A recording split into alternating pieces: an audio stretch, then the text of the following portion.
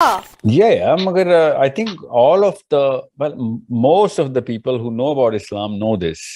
but اس کے باوجود بھی اس سے بھی بڑا کرائم جو کرتے ہیں وہ خاندان پرستی کا کرتے ہیں، وہ خاندان کے لیے جان دیتے ہیں۔ نبی اسلام نے جتنی دفعہ خاندان پرستی کے خلاف ارشاد فرمائے ہیں اتنے دفعہ یہ وطن پرستی کے خلاف نہیں فرمایا، بلکہ 1% ہے وطن پرستی کا۔ تو ٹھیک ہے، ہم نیشنلسٹ تو ہیں ہی ہیں، ہم وہ ایک فیملی ٹری کے اوپر جو ہم خاندان قبیلے کے لیے جو کر رہے ہیں نا، وہ یہ سب طاغوت ہیں، شرک نہیں، طاغوت ہیں۔ دے کال دا شارٹس۔ شرک ہوتا ہے جب آپ کسی طرف اپنی عبادت کا رخ کرتے ہیں، طاغوت ہوتا ہے جو کہ ڈیمانڈ کرتا ہے آپ سے کہ عبادت کا رخ میری طرف کرو۔ فَمَن يَكْفُرْ بِالطَّاغُوتِ وَيُؤْمِن بِاللَّهِ فَقَدِ اسْتَمْسَكَ بِالْعُرْوَةِ الْوُثْقَىٰ لَا انفصام لَهَا وَاللَّهُ سَمِيعٌ عَلِيمٌ۔ تو جو شخص بھی طاغوت کا کفر کرے گا، انکار کرے گا، طاغوت کے خلاف بغاوت کرے گا اور ایمان لائے گا اللہ پر، پہلے طاغوت کا انکار کرو پھر اللہ پر ایمان لاؤ، تب ایمان معتبر ہے۔ اسلام میں شرک کے برابر سمجھا جانے والا گناہ طاغوت کیا ہے؟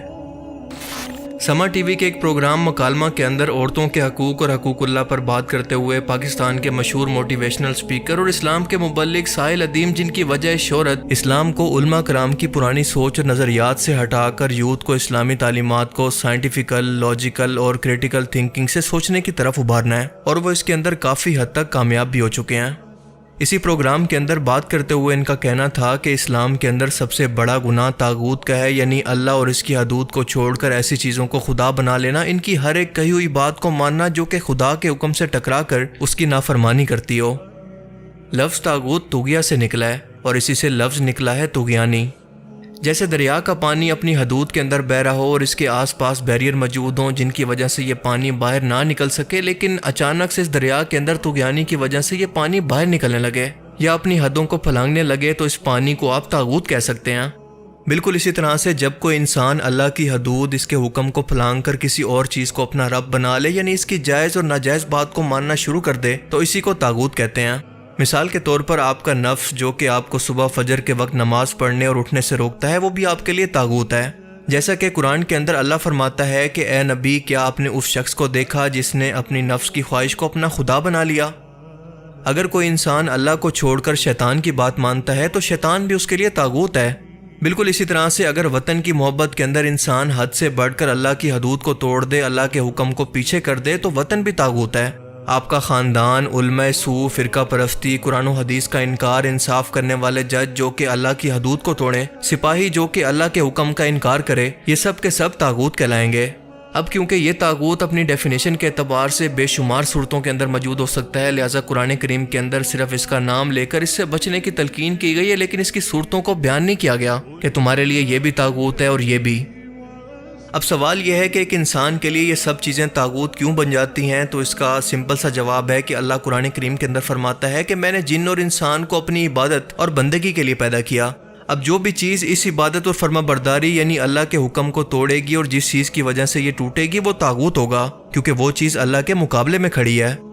شرک، کفر اور طاغوت کے اندر فرق یہ ہے کہ شرک اور کفر کے اندر انسان سب کے سامنے کھلم کھلا اللہ کا انکار کر کے یا پھر اس کا شریک بنا کر اس کا انکار کرتا ہے، لیکن طاغوت کے اندر انسان کو علم ہی نہیں ہوتا کہ وہ مسلمان ہو کر بھی آہستہ آہستہ کفر و شرک کی طرف چل پڑتا ہے۔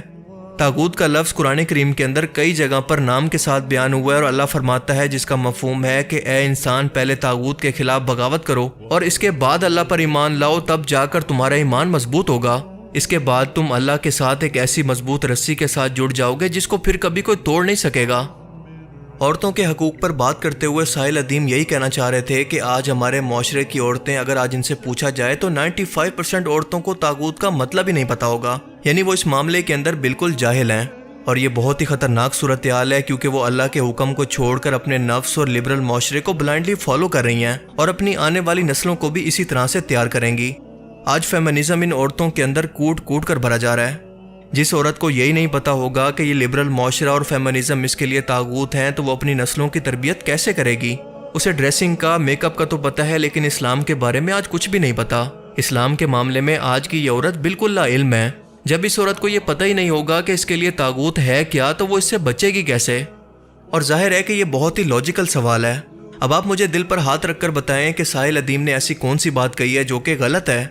کیا آج یہ سب کچھ ہماری آنکھوں کے سامنے نہیں ہو رہا کہ عورتوں کو ویسٹرن معاشرے، لبرلزم، فیمنزم، LGBT اور ان سب طاغوت کو اپنا حق کہہ کر گھروں سے نہیں نکالا جا رہا؟ اسی بات پر سوال کرتے ہوئے آڈینس کے اندر موجود ایک خاتون کا کہنا تھا کہ آپ عورتوں سے معافی مانگیں کہ آپ نے اپنے ملک کی 95% عورتوں کو جاہل کہا ہے۔ اس بات پر ساحل ادیم نے جواب دیا کہ ایک شخص کو اگر کسی بات کا علم نہ ہو تو میں اسے جاہل نہ کہوں تو کیا کہوں، کیونکہ یہ بات تو خود اللہ قرآن کریم کے اندر فرماتا ہے کہ علم والے اور جاہل برابر نہیں ہو سکتے۔ ایک کی مثال ہے اندھے کی اور ایک کی مثال ہے دیکھنے والے کسی۔ اور اسی کنٹروورسی کو لے کر آج یہ ویڈیو سوشل میڈیا پر اتنی زیادہ وائرل ہے۔ اللہ پاک قرآن کریم کے اندر فرماتا ہے، جس کا مفہوم ہے کہ جب اللہ کی آیتیں منافقوں اور کافروں کے سامنے پڑھی جاتی ہیں تو ان کا دل گھٹنے لگتا ہے۔ بالکل یہی مثال ان لبرل فیمنسٹ کی بھی ہے کہ جب اللہ کا حکم ان کو سنایا جائے تو ان کو تکلیف محسوس ہونا شروع ہو جاتی ہے۔ اور ان خاتون کو میں بس اتنا کہہ سکتا ہوں کہ جب تک انسان کو کسی بات کا علم نہ ہو اس پر بحث کرنے سے گریز کرنا چاہیے، ورنہ آپ خود یہ ثابت کریں گے کہ سامنے والا شخص آپ کو جاہل کیوں کہہ رہا ہے۔ اور ساتھ ساتھ وہ لوگ جو کہ اس کو غلط رنگ دے کر پروپیگنڈا کر رہے ہیں وہ بھی اس جہالت کے اندر برابر کے شریک ہیں۔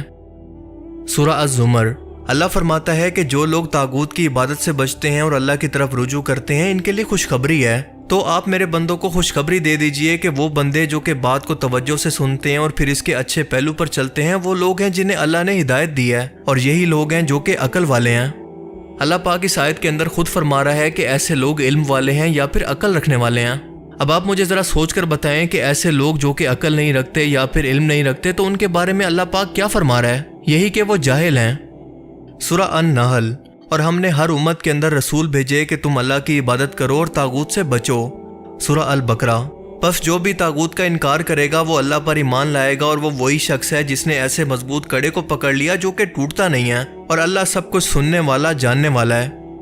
بالکل اسی طرح سے سورہ النساء کے اندر بھی طاغوت کا ذکر نام کے ساتھ موجود ہے، یعنی یہ اتنا اہم، سیریس اور بدترین گناہ ہے جس پر اللہ تعالیٰ بار بار انسانیت کو بچنے کا حکم اور اسے ایمان کی علامت بتا رہے ہیں، لیکن انتہائی افسوس کا مقام ہے کہ لبرل مافیا نے جان بوجھ کر اس لفظ کا اتنا مذاق بنایا، اس کی اتنی میمز بنائی کہ یہ سوشل میڈیا پر وائرل ہو گیا۔ زیادہ تر لوگ تو اپنی جہالت کے اندر ایسا کر رہے ہیں جنہیں اس پر توبہ کرنی چاہیے، جبکہ کچھ لوگ ایسے ہیں جو کہ جان بوجھ کر اس طرح کا تماشا اور دینی تعلیمات کا مذاق بناتے ہیں تاکہ نوجوان نسل کو علماء کرام سے اتنا متنفر کر دیں کہ وہ ان کی باتوں کو سیریس لینا ہی چھوڑ دیں اور وہ ان کی بات سننے سے پہلے ہی ان کا مذاق بنانا شروع کر دیں۔ اس وقت بھی یہی سب کچھ ہو رہا ہے۔ ڈاکٹر اسرار احمد مرحوم، انجینئر محمد علی مرزا اور ساحل ادیم جیسے اسکالر وہ لوگ ہیں جو کہ پہلی بار اس سب سے بڑے گناہ کا مطلب لوگوں تک پہنچا رہے ہیں، ورنہ آپ میں سے 90% لوگوں نے یہ لفظ اس سے پہلے کبھی سنا ہی نہیں ہوگا۔ ساحل ادیم کے ان الفاظ کی وجہ سے اس وقت سب سے زیادہ تکلیف فیمنسٹ کو ہو رہی ہے۔ آج مجھے ان پروگرامز کو دیکھ کر اندازہ ہوتا ہے کہ کیوں اللہ کے رسول صلی اللہ علیہ وسلم نے فرمایا تھا کہ جب دجال دنیا کے اندر ظاہر ہوگا تو سب سے پہلے اور سب سے زیادہ عورتیں اس کا ساتھ دیں گی۔ سفر معراج پر بھی آپ صلی اللہ علیہ وسلم نے جہنم کے اندر سب سے زیادہ تعداد عورتوں کی دیکھی تھی۔